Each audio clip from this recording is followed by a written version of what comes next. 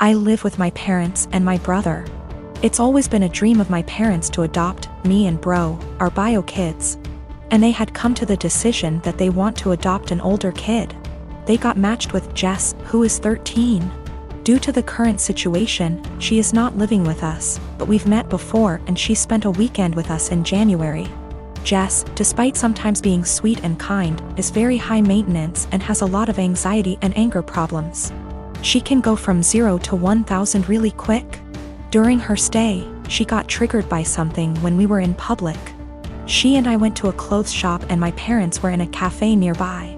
Some guy accidentally grabbed her by her shoulder as he thought she was his daughter, and he apologized immediately and started screaming. I was the only person there, and I tried to calm her down, but she ran off. She was found, shaken, but safe, an hour later. I then got grounded as I had failed in being responsible for my sister. I said I didn't have a sister. My parents were angry about this and said that how dare I be rude about her, don't I know how much she's been through? She's had other outbursts, but none so huge in public. She can be cold and untrusting and was very clingy to my parents. I do admire her and think she's very brave, but I don't want to live with her. My parents call Jess often. I often say hi and try to be civil and supportive. But it seems like the only thing my parents can talk about is Jess and how brave she is, and she isn't even here yet. We live in a 3-bedroom house, and my parents promised to move to a bigger one later this year. Recently, my parents broke the news to me that Jess will move into my room, and I can pick whether I want to share a room with bro or Jess. I don't want to share with either. My brother is messy, loud, and is your average 9-year-old boy, and Jess has night terrors and screams the house down. And it's enough having to open my house to her, but I value my privacy a lot and don't want her in my room, which is like my special place. I was crushed. I asked if we were still moving, and my parents were like, we like this place and have no solid plan.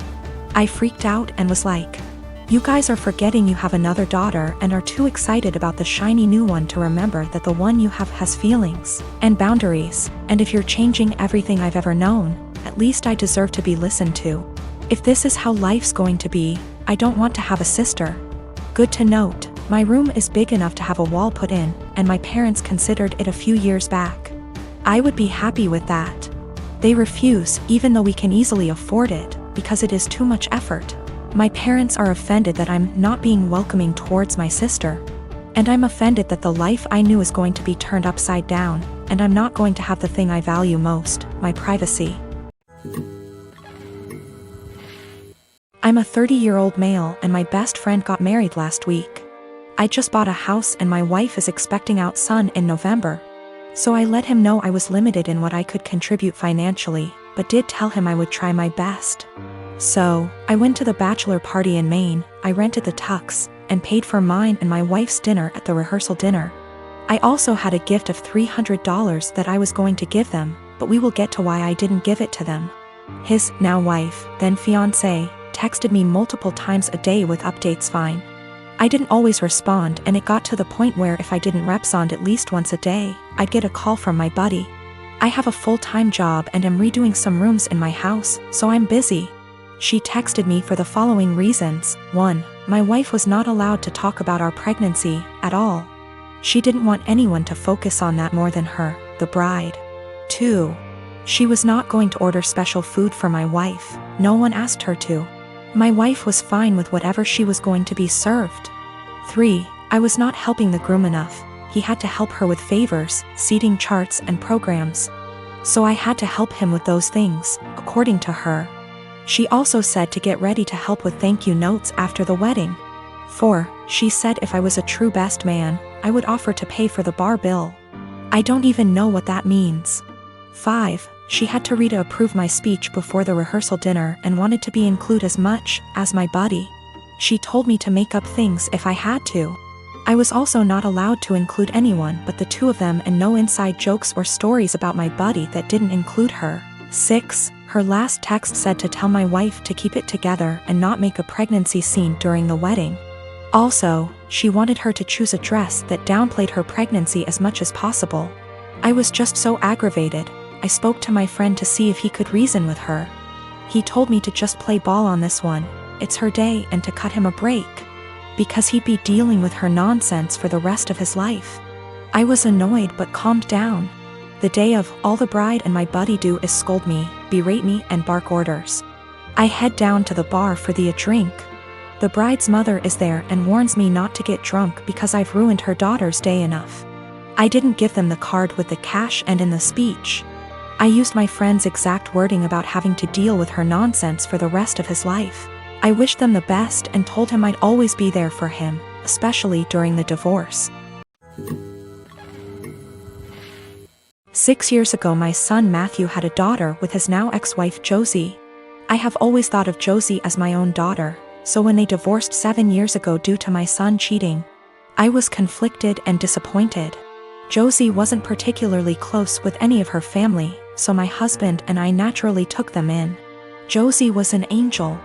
She had insisted that we didn't have to lift a finger more than before we had taken them in, and though she was hurt, she kept civil around Matthew. My husband and I held a huge hand in raising their daughter Ruth. Because Matthew remarried less than a year later and now has a 4-year-old son after disowning Ruth. 2 years ago my husband was diagnosed with lung cancer. It was hard on everyone, especially Ruth. They were extremely close. She told him about her girlfriends and boyfriends before anyone else and has always wanted him to be the one to walk her down the aisle. At her wedding, Matt rarely ever visited and didn't answer our calls, often saying that we had other kids, so it wasn't like my husband was dying lonely. Last night Matt stopped by to talk about inheritance. He never mentioned Josie nor Ruth and hinted that he thought he should get more inheritance than his siblings the entire time. My husband and I shared awkward looks until he decided to cut in. He explained that everyone would get a piece, but he'd focus more on Ruth and Bonnie, one of our other grandkids. Matt got angry and said that Ruth was just a bastard and that his son deserved more than her. My husband got furious after that and left the room saying that he wouldn't include Matthew at all. Matt yelled back and turned to me saying that Ruth wasn't worth it because she'd just grow up to be a whore like her mother. I told him that I'd rather have her mother as my daughter than him as my son and insisted that he leave. I'm getting phone calls from Matt's wife and family friends saying that my husband and I overreacted, and he was just angry that we were playing favorites. To clear some things up, Josie did not cheat on Matthew. Josie and Matthew met later in college and Josie was known as a party girl. Before that, Ruth isn't the product of an affair, but we are planning on getting a DNA test because what Matthew said has gotten under Ruth's skin. She was at the house when this occurred and overheard it. When it came to taking in Josie and Ruth, we didn't hesitate because Josie is not from here. She and Matt lived in another country until he moved them here a few months before he got caught cheating, and they had nowhere else to go as Josie was a stay-at-home mom. I had no intentions of choosing Josie over Matt, then and now, and I never discouraged Matt from visiting. I tried to make it very clear that we weren't picking and choosing when we took Josie in. We just wanted her and our granddaughter to be safe and have a good home. My husband and I don't want kids. My mother-in-law is big into family in the traditional sense. She has been pushy with us about having kids since we got married. Literally the week after we got engaged, she started asking.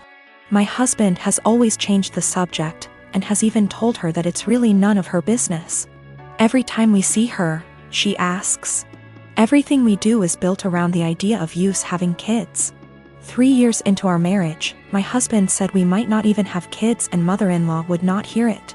At year 4, husband had a vasectomy and I had a tubal.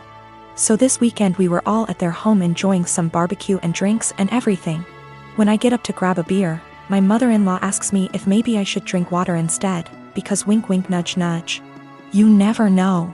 I was annoyed by this and said, there's really no chance. MIL, all wide grin, said, oh come on. It's time for you two to finally get serious. Put down the beer and tell us when we can finally expect you two to finally make your family official. I said we've been official for about 5 years now, MIL, and drink the beer. Husband laughs with me. Mother-in-law gets more annoyed and says, you won't be real, last names, until you bless us with babies. Husband repeated. After about 15 minutes of the usual comments, I finally snapped and said, husband got snipped. I had my tubes tied. We're not having kids. You need to stop bringing it up. Period. Well, I thought I started WWII. She started crying and stormed off. Family looked at us with disgust and stormed off to comfort her. We left. Party kinda ended. The social media bullshit started shortly after. Vague posts, links about how motherhood is a woman's greatest calling, listicles about how unhappy childless women are, etc. Some meme about how I guess I wasn't a good enough mother and won't be graduating to grandmother. It's obnoxious to the point that I just muted all of them.